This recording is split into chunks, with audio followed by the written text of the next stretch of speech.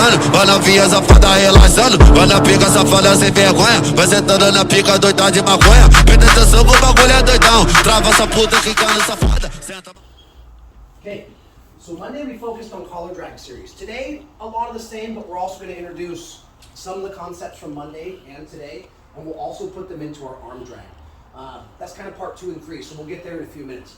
For those of you guys that weren't here on Monday and maybe didn't check out any of the YouTube channels, the Instagram and public relations, social medias that we're looking for today, let's go over the mechanics of the first one. It'll give the people that were a chance on Monday to get extra repetitions, and it will give the newer eyeballs a chance to at least get the fundamentals of the collar drag down.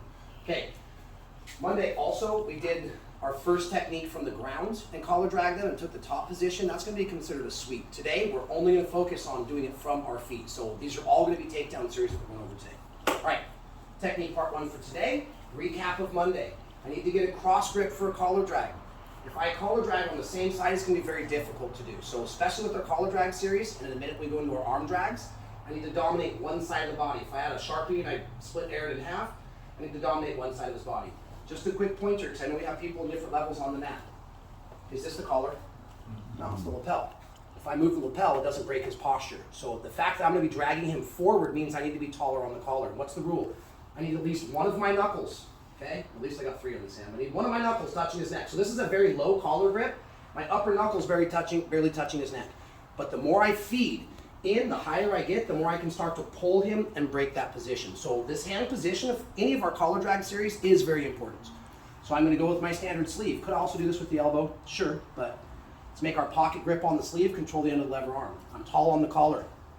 Now, when I step on the collar drag, remember it's not stepping to the side because there's a really loose connection out here.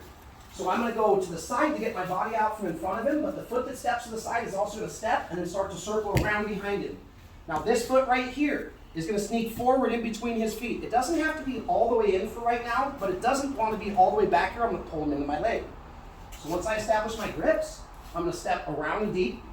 This foot is going to come and almost make a triangle. The 3 points basically make a triangle between.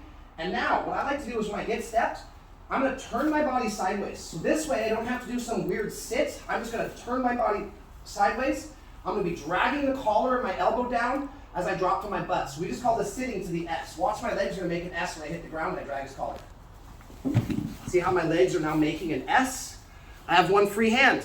Now, as I sit, I turn my chest in, I start to look for the hip, and I try to get off of my hip, bring my knee up, connect my hands in my turtle ride for my seatbelt. And as some of us saw the other day, a lot of us who've at least been working with me here before in the past, I can go knee to knee, ankle to ankle, hug, I can pull him and start to set my hooks. From my hooks, I can work into a lot of my different finishes. So again, same lesson out of Monday's playbook. We'll show it 2 more times. Let's go a little bit this way this time. I establish my grips, and for all, those of us that are also here Monday, if I reach for the collar, Aaron can slap my hand away, block the collar. So what's the easy way to set that up? I look like I'm looking for the wrist first. When he goes to pull the wrist, establish the collar. Now I can move him around until I can hunt that wrist out. Step outside and deep, step to a triangle, sit to the S. Outside deep, triangle, sit to the S, come up, hit my seatbelt. No space with my chest, no space with my hips. I'm wearing him like a pair of underwear. All right, one more time.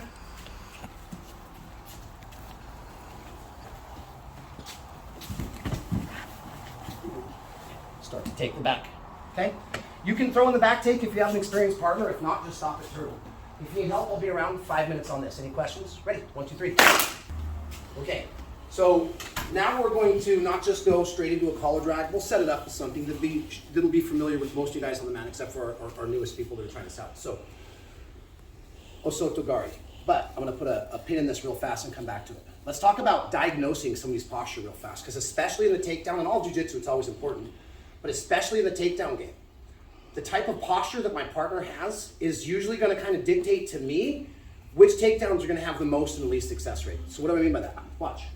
If I'm trying to snap him down and he's got a strong base and he's standing up tall, even with a great grip on the collar, this is going to be hard to break their posture. They're using all their bone structure. So snapping somebody down from a tall stance, not going to be that good.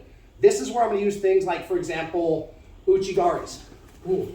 This is where I'm going to use things like seiyo inages. This is where I'm going to use things like osotogari. But when they have a forward-leaning posture, This is when we start getting into things like snap downs, arm drags, collar drags. Make sense? Why? Because if he's standing up, it's hard to break his posture. Lean way forward. He's leaning forward, he's doing half the job for me. Right? So problem diagnosis, just like a mechanic with the car, same thing we're looking to do. What is going to give me the best opportunity to defoot or take my opponent down? That being said, sometimes maybe collar drag is my thing. Maybe that's like the one thing I'm the most comfortable with. I want to collar drag him, but he's in this judo stance. He's way up tall. Maybe I'm not good at any of the other stuff that I've talked about, okay? So we're going to get him to put himself in a position to where I can collar drag him. People are standing up tall. We're going to attack the legs with our legs a lot, right? Judo style takedowns. So let's go Osotogari. But I'm not going to try and hit the Osotogari. I'm going to look for the Osotogari. What is his common reaction? He doesn't want to get tripped. He pulls his leg back. Now look at his posture. He's primed for what? Collar drag. Boom. So if they're already in a posture that's not conducive for the technique that I want, we're going to move them into a position. We're going to let them move themselves into a position. Make sense? So here he is in this kind of judo style, you got to attack my legs. I still establish the same tall grip. I still have the collar and sleeve. My snap downs aren't going to work, so I'm going to basically go Osotogari first. When he pulls his leg back, he's going to break his own posture. Then I go into my collar drag. Make sense? Okay, one more time.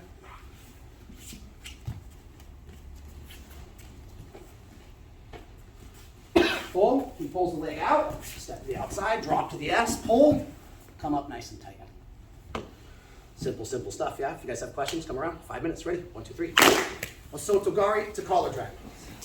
Okay, I love teaching this series together because basically like from my chest down, my movements and my legs and kind of stepping to the side and coming in between, turning onto the knife ridges of my feet, and then dragging my opponent down, everything is going to be the same with what we're going to do, except for one position of our hand. So collar drag, quite clearly have to have the collar, yeah? I mean, this is a collar drag.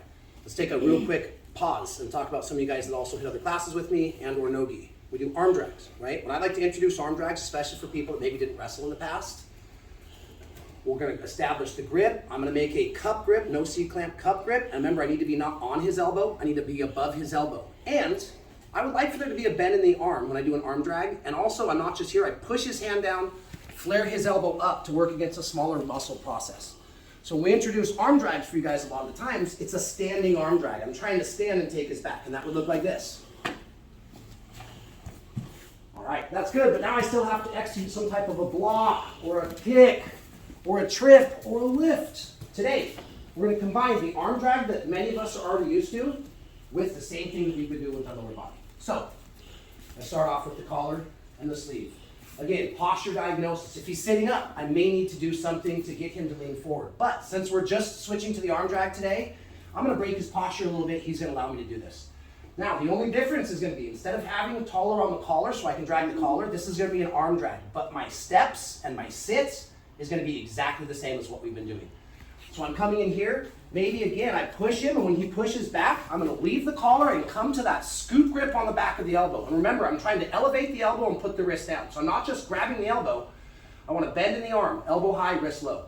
So I leave the collar, put this bend in his arm, and I'm going to be dragging him. This is called the arm drag, and everything is going to be the same with my foot. The only difference in this technique, guys and girls, is my hand is here on the tricep rather than here on the collar. So once I get my arm established, I may be moving him around and pushing him, and when I'm ready, I'm going to leave the collar, hook the elbow, step, sit to the S. Come up on the back. Establish my seatbelt. Again. So this is still the arm drag, but this is kind of like the varsity version of the arm drag. This is going to be much more applicable for takedowns than dragging to the back and then having to trip the foot. We're eliminating one of those links in the chain. Starting with my collar and sleeve, maybe moving them around, getting them off balance.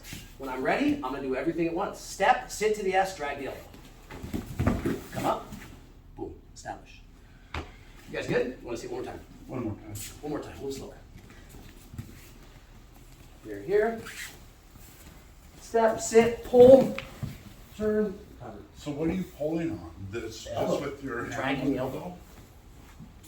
Dragging the elbow. So without a partner, you look like this. Pull pull the elbow instead of the collar. There's a difference of about 10 inches. Instead of collar, I'm cupping the elbow and I'm pulling. Sitting, turning. All right, guys, practice this. Any questions? I'll be around in 5 minutes. Ready? 1, 2, 3.